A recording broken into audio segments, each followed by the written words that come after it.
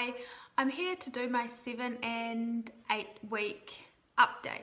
So last week I didn't do a video because I had a friend over from New Zealand and she was here for a whole week. So we just hung out and spent time together. I was exhausted, so wasn't able to do any last week. So I'm just going to put 2 into 1. So week 7 and 8.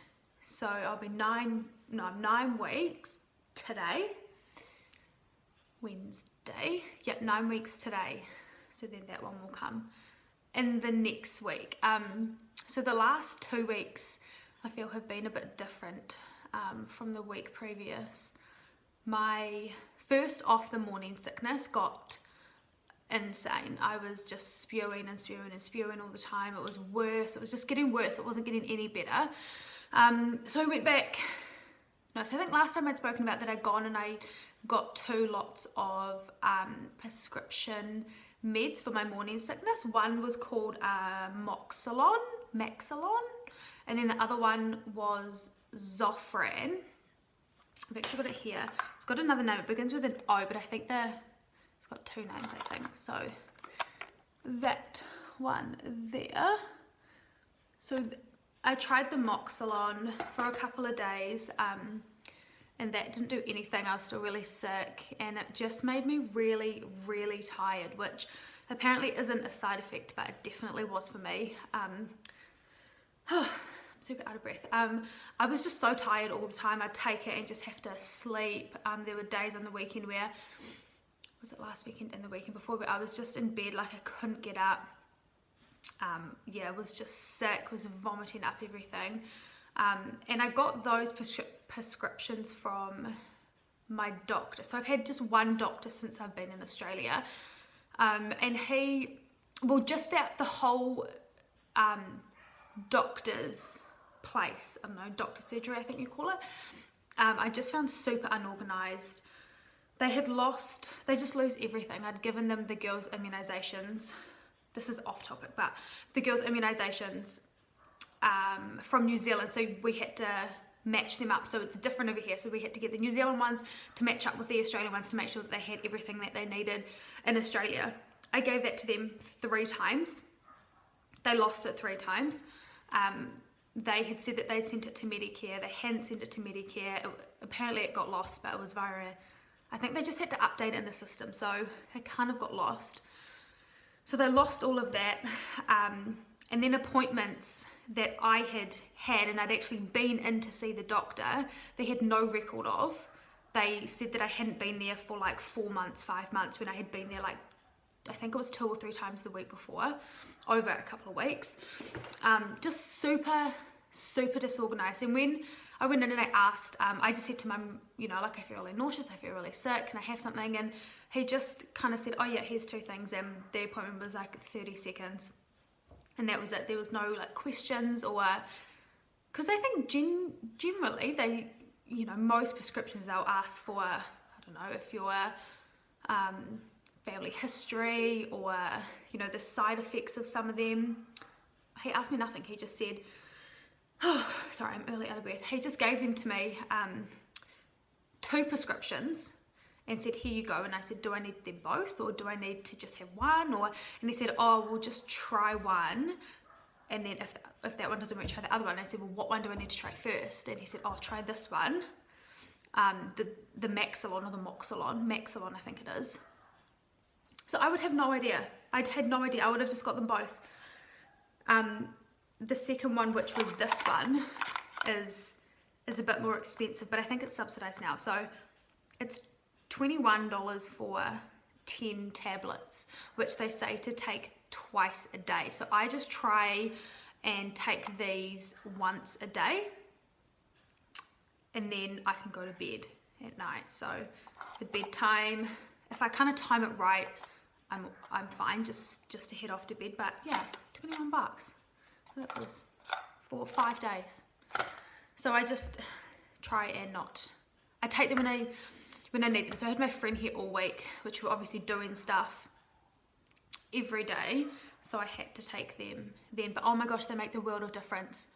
Oh, there was no vomiting, there was no nauseousness, there was there was just like a little bit tired, yes, but nowhere near how tired or sick I was. They just made me feel normal. I could actually like get up in the morning early. I've been waking up earlier as well, which is so good. Waking up, well, that's probably because I go to bed at like 7 o'clock, but waking up earlier, being able to get up and, you know, like with the kids and just feel normal and be able to eat stuff that's not bread, my gosh, has been so good, because my stomach was like a balloon. I looked 6 months pregnant. I wouldn't even go up to the classroom because I was so scared someone was gonna ask me how far along I was, and I didn't want to say I was only 8 weeks. So I just avoided going up to classroom. So I just met the kids out at the gate after school, because that was just would have been a little bit embarrassing. So I didn't do that, but my stomach was so huge, so big. I was so bloated from all of that bread, and I think last time I was saying I just wanted like bread and carbs and like junk food, and ever since I've taken this pill, because it's made me feel more normal, I can actually eat, like I've been wanting fruit and just like more healthy stuff that I used to eat, and like all brand, and just, you know, cereals that aren't like packed with sugar, and I can only have like a couple of pieces of toast. But my friend bought me Vogel's bread over from New Zealand, and it is my absolute favorite bread, but you can't get it over here. So she bought me 6 loaves over in her suitcase, and it is heavy. It's like 750 grams. I don't know if that makes sense. Yeah, 750 grams a loaf. So like kind of like nearly a kilo a loaf. And she bought 6 loaves over for me. And I've got another friend arriving. I'm going way off topic again. Another friend arriving tonight who's also bringing me bread. So I've stocked my freezer up with that bread. And I think it's like quite grainy, and it's not like a white bread. So I'm assuming it's, I don't know, a little bit better for you, maybe. Yeah, so that has been really good. I can eat properly, and I'm not eating as much. Like I'm getting fuller, where I think before, because I was so sick, I thought to fix the sickness I would need to eat something, but then I only wanted to eat junk, which was making my stomach sore, and I was getting sicker, and I'm just glad that that's over. Not fun taking tablets, because I really wanted to avoid taking like any type of medication, but oh my gosh, I don't think I could do this without it. It is just, yeah, that sickness. And I think I said last time as well, I was never sick with the girls, which makes me think I'm having a boy. Never sick with the girls, so this was just like horrific. I like didn't know how to cope, but that's okay. Thank God for these. But I'm still taking my prenatal vitamins and my B12. I think that was all I was taking. And then the Elevate Morning Sickness, I'm still taking that because it's got the ginger and stuff, so it kind of just helps me a little bit in the morning, and then I'll wait as long as I can to take that one as well. But I found a new doctor. So my new doctor, oh my gosh, she's so amazing. So over here we need to do 10, so there's 2 different types of tests over here. So you can have, I don't even know what it's called. Oh my gosh, I've seen it so many times, I have no idea what it's called. No, I think it begins with an N. And they do your bloods, and they do your 12-week,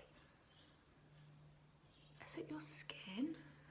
I swear people have got it done earlier. I think it's your bloods and your scan, and then they can test for like Down syndrome. No, it's not even Down, oh my gosh, I'm going way off topic. Oh my gosh, it's not even Down syndrome.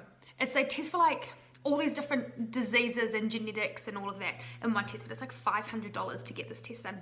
But it tells you the gender super early. So it must be like, I swear people are getting it done at like 10 weeks, 11 weeks. It must be like 11 or 12. Yes, so I've got like this little Facebook group at the moment that I've joined, and everyone's finding out their genders and they're all getting these tests done. But I think if I had already had if I was worried about anything, or if there would be, if there was something to come back to say, look, the baby has got this, or the baby has got this, what would my reaction be? And that's just how it would be. I wouldn't do anything about it. Would still have the baby. it wouldn't change my mind. So I thought, well, if it's going to have anything, it's going to have it either way. So I can't change it. I can't do anything to change it. So I kind of ruled that test out and just went, we'll just do the normal 12-week scan for the Down syndrome, and then there is the bloods to go with that as well, which they just, it's not as extensive and you can't find out the gender. So we just said, whatever, we'll just do that one.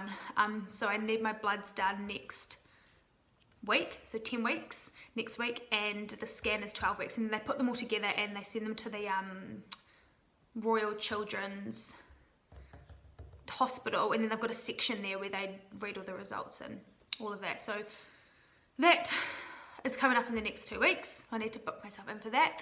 But anyway, back to that doctor.